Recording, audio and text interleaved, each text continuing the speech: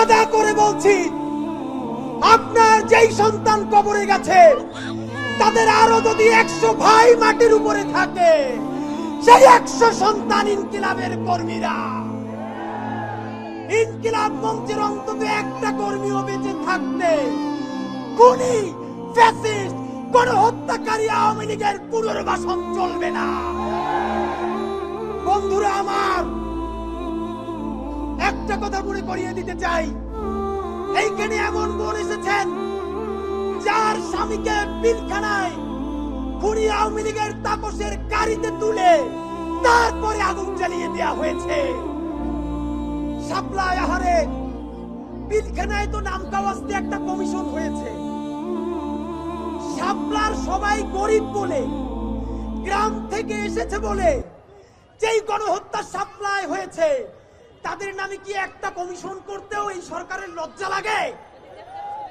যদি লজ্জা লাগে তাহলে এই গরিব হুজুর তাদের রক্তের মধ্য দিয়ে এই সরকারে আপনার থাকতে লজ্জা লাগে না? বন্ধুরা আমার, বিএনপি কে বলতে চাই, আপনাদের হাতে ধরি, পায়ে ধরি, শহীদ জিয়ার বিএনপি কে দিল্লির দাস হতে দিব না।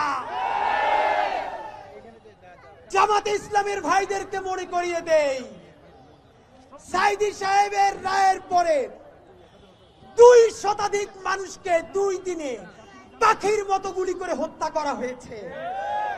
শুধু হত্যা করা হয় নাই, পাখির মতো স্তূপ করে নারী পুরুষের লাশগুলো রাস্তার পাশে রাখা হয়েছে।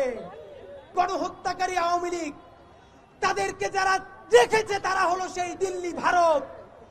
জামাতে ইসলামী স্পষ্ট মনে রাখেন, সাইদি নিজামীদের জামাতকে ভারতের দাবিদার হতে দিব না। এনসিপির ভাইয়েরা মনে রাখো, শত শত জুলাইয়ের রক্তের মধ্য দিয়ে নেতা হইছো তোমরা।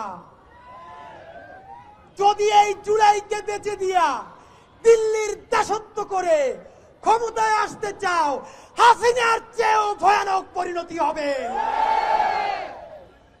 100 মানুষ মাত্র হাত তুলবেন, একটা কাজ বলবো। সারা বাংলাদেশ থেকে প্রত্যেকটা বিভাগ থেকে আজকে এখানে লোক এসেছেন।